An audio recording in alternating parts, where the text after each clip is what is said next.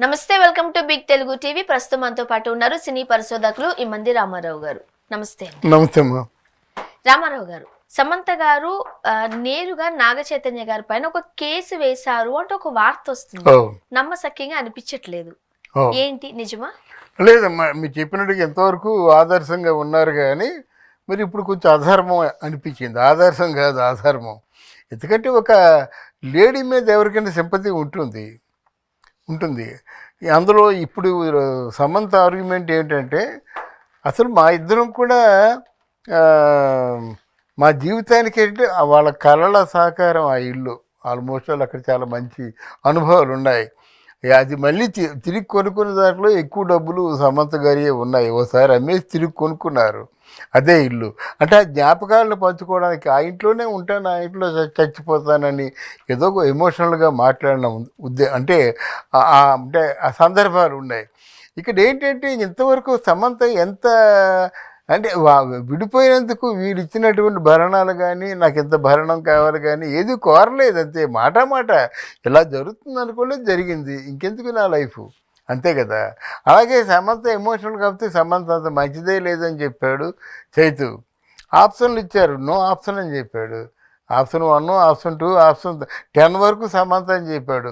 వాళ్ళిద్దరూ అంత బాగున్నారు, నో డౌట్. వాళ్ళు ఎప్పుడు కూడా బాగుండాలని మనం కోరుకున్నాం. బట్ ఏంటంటే ఈరోజు విధి లేక విడిపోయారు. కానీ ఇప్పుడు ఏంటంటే తాజాగా ఆ ఇల్లు అంటే వారు ఎక్కడైతే సంసారం చేసి మంచి తీపి జ్ఞాపకాలను పంచుకున్నారో, మంచి అనుభవాలు అక్కడ ఉన్నాయో, ఆ ఇంటిని శోభిత పేరుని రిజిస్ట్రేషన్ చేస్తారని అంటారు అని వార్తలు వస్తున్నాయట. మరి శోభిత పేరుని అలాగే రిజిస్ట్రేషన్ చేస్తారు. ఆ ఇంట్లో సమంత గారు, నాగ చైతన్య గారు ఇద్దరు ఎవరు ఉంటున్నారు? ఆ ఇంట్లో సమంత గారే ఉంటున్నారండి. ఆవిడ ఇష్టం. ఆ సమంత గారు ఎక్కడ ఎందుకు ఉంటారు? బొంబాయిలో ఉంటారు. మ్యాక్సిమం బొంబాయిలోనే ఉంటుంది. ఇప్పుడు ఏదైనా ఫంక్షన్ ఉంటే వస్తున్నారన్నమాట. కానీ ఆ సమంతకి ఆ ఇల్లు అంటే చాలా ప్రాణం. అప్పుడు ఆ సమంత గారి కుక్కలు ఆవిడతోనే ఉన్నాయి. ఇప్పుడు వీళ్ళ అక్కినేని గారి ఫ్యామిలీలో ఉన్నప్పుడు ఆవిడతో క్లోజ్గా ఉన్న కుక్కలు ఆవిడతో ఉన్నాయన్నమాట. అవన్నీ జ్ఞాపకాలు, తీపి జ్ఞాపకాలు దేనికి దూరంగా లేదు. ఎప్పటికప్పుడు ప్రేక్షకులతో పంచుకుంటుంది అన్నమాట. అయితే తను కోరుకున్న ఒక ఇంటిని శోభితకి రిజిస్ట్రేషన్ చేయడం ఆవిడ జీర్ణించుకోలేకపోతుంది. అది ఇప్పుడు ఎవరిది కరెక్ట్ అంటారు? అంటే ఎవరిది ధర్మం అంటారు, ఎవరిది అధర్మం అంటారు? డెఫినెట్గానండి. ఇది కానీ జరిగినట్టయితే చైతు తొందరపడ్డాడు. ఎప్పుడు చెప్తాను కదా, మనకి మొహమాటాలు లేవు. అంతకంటే ఏం చెప్తామండి. ఇప్పుడు 100 ఏళ్ల జీవితంలో అంతకంటే మంచి భార్య చైతుకి దొరకదు. చైతు కంటే మంచి భర్త సమంతకి దొరకడు. కనుక ఏదో ఇద్దరూ ఎమోషనల్గా తొందరపడ్డారు, తర్వాత బాధపడతారు, అంతే. తప్పేవద్దంటే ఇప్పుడు నీ జ్ఞాపకాలతో ఉన్నదాన్నేమో ఇంకొకరికి ఇస్తే అది తట్టుకోవడం కష్టం.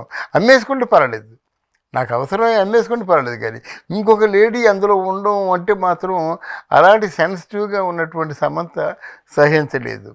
అది సో ఈ కేసు అనే వార్త నిజమే అంటారు? నిజం, పుకారండి. నిజం అంటే ఎందుకు అది వైరల్ అవుతుంది మాట. ఆధారం లేకుండా ఉండదు కదా, వైరల్ అవుతుంది.